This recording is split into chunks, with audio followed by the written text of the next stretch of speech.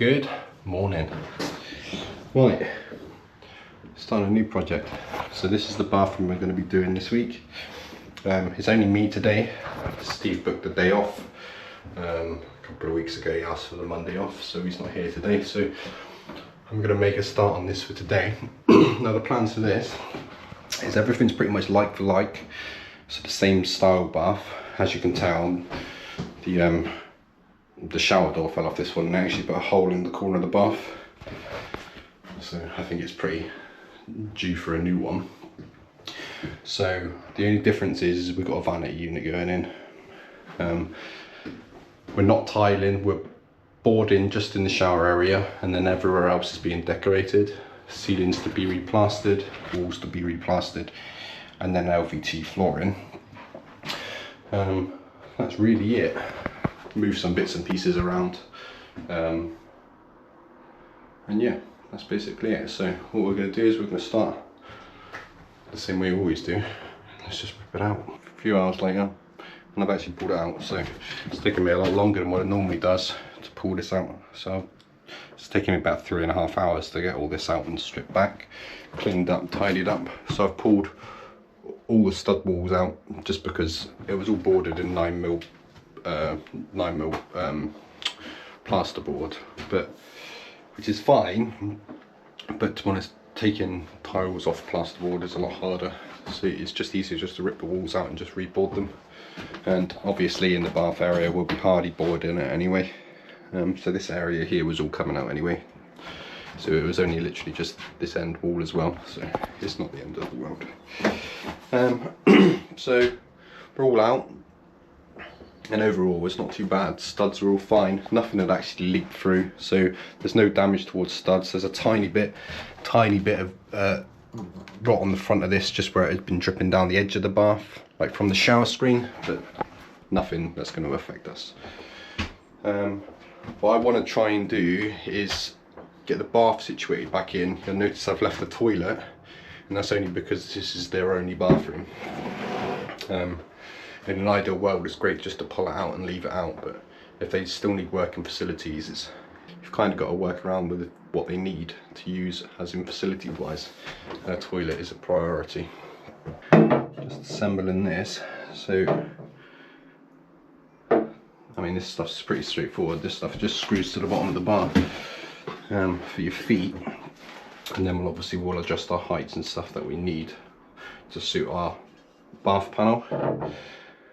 So I just try and eye it in to roughly where it's got to be. You just got to bear in mind, that you need to allow enough room for your trap to go on for your waist. So what you don't want to end up doing is setting this too close, so when your trap comes around it ends up hitting this. So we just set them a little bit further back from it. If we normally just set it to roughly where you're going to be standing the majority of the time in the bath when you're showering, just to give it the most support as you possibly can.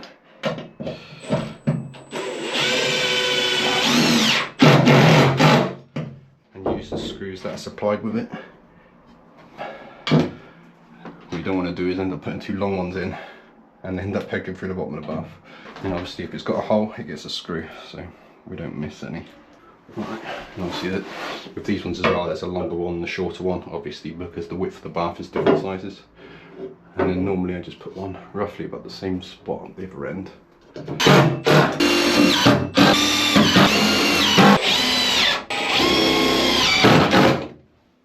Nice. And then what we've got for... Oh, my wife's ringing me. Okay, right, so our bath panel is 500mm. So the way I normally set these out is what I like to do is take a level measurement of the floor, see how level our floor is, and you can see we're high in this corner. Now, you almost never get a perfectly flat floor in a bathroom. I don't know what it is, but they're never level. So that's this back corner. So what we're going to do is we're going to set this one. We're going to set it at what we're going to set it at. We've got to consider our flooring as well. So if our bath panel was 500mm dead, we'll overboard this floor in 9mm ply, and then we're going to LVT this as well, so another 8mm for LVT. So 5-1. So I'm going to set this to 520 to give ourselves a little bit of wiggle room. If you're ever worried doing this and the floor is completely out of level, I always set it the same, and you can get around the front panel by either trimming the bottom again. So if they're really out of level, it can be touching at one end and you could have a 30mm gap down the other end. So what I tend to do is just get a piece of 40mm flat trim and trim the bottoms again, and it takes your eye off it. So you're basically putting the bottom trim on out of level, but it closes that gap up, and it takes your eye off it. It just looks a lot nicer rather than cutting panels down to make them fit. So we'll set this one 520, which is about what it's at, to be honest. So we can tighten that one down there.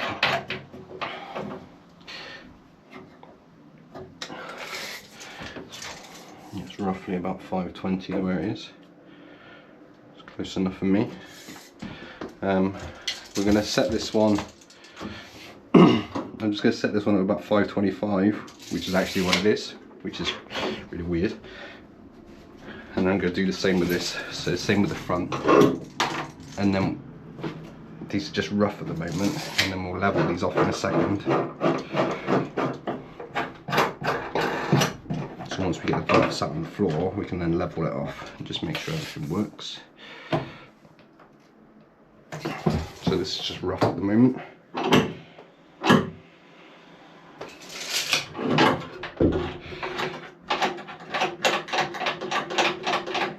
Just gives us a starting point of getting this nice and true. I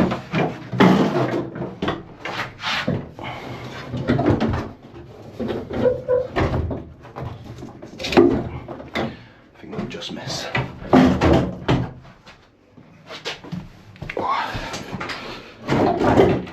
Let's go sit down for a minute.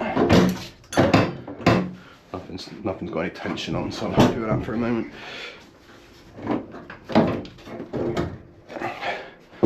Right, let's just get that bit out of the way, because we don't want to get that out.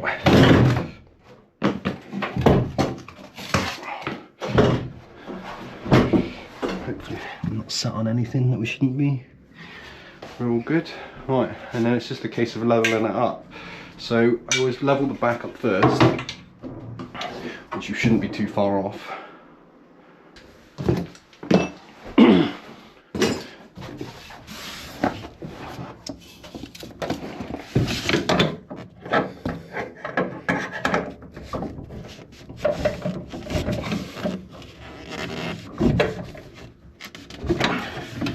So that one's tight. I'm going to tighten up this back one as well, make sure we're still level, which we are.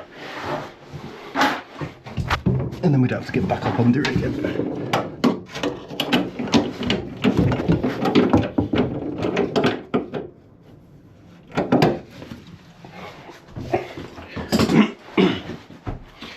So those two there are now set level. Right, and then I'll level this end first. And we're not far off. Just setting them relatively close to it when we first set them out just makes a massive difference to how easy it is. So that one there is now level. So we'll lock that one in.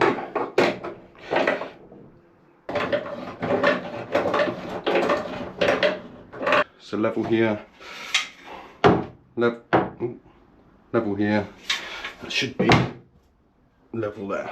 So there's no point leveling across here, although it does say it's level. Most of the time when you level it across here, it will actually change, like it's slightly going off there. And it's level there, that's actually pretty good to us. You'll find, it's gone off again there, you'll find that either corners dip down slightly, or they can dip up. And the best way to do it is to level corner to corner, because the majority of the time the corners are curved up, just to allow for water to travel back in. That's what it's like the majority of the time. but sometimes they do curve down slightly as well. So I've just fixed this back now. So I've fixed the feet to the floor, and I've also got our brackets in at the back holding the back of the bath in. So essentially this is fitted. So when we come to board this, I will seal this to the wall as well. I always tend to seal it behind the boards, so stick it to the wall, seal it across the board, and then once we panel it or over tile it, we'll put our leaks kit on, put our panels on, and then seal it again. So technically we've got about 4 seals. I'd much rather just add extra silicone and make sure it's stuck well and sealed well, rather than having the tiniest little leak just because you've decided to put 1 bead of silicone on your finish. It's always, in my opinion, prevention is so much better than cure.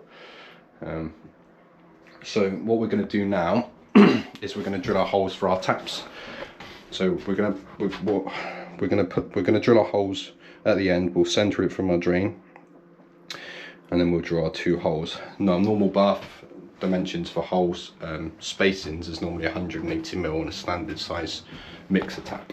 So mixer tap like this. So 180mm for bath taps, 150mm for showers is pretty standard. But I would always recommend just pulling it out of the box and just measuring it, because the last thing you want to do is drill 2 holes in your bath and then they're in the wrong place. So measure what you have before you drill your holes.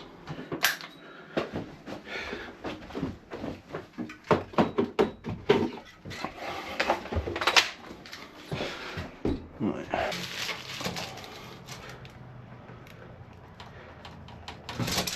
And then we're 180mm, so 80mm. Sorry, what am I doing?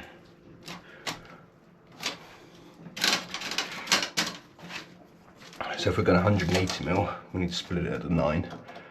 So 9, 18. Yeah.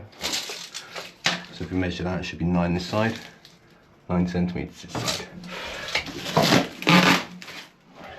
So if we look down now, we're center with the drain, and then we're spaced out even either side.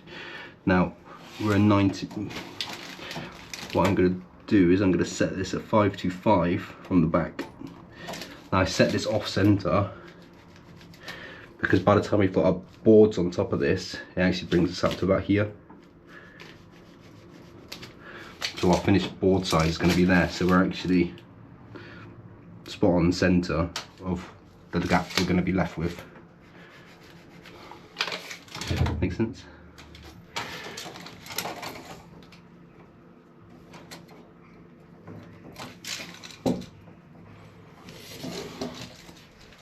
It's actually a little bit deceiving, this bath, because the curve's not quite the same on both corners. Right.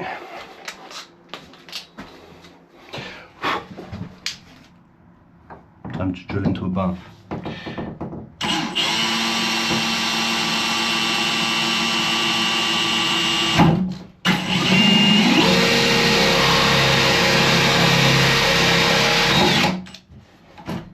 I always hold this when I take them out, because I've had chucks before undoing the drill, and I have in the past. When I've taken this out, the truck is actually the drill bit is actually falling out the drill and put a hole in the bottom of the bath. So I always like to check them, even though these have got locks on them. I still don't trust it 100%. So I always just hold it when I'm going above a bath.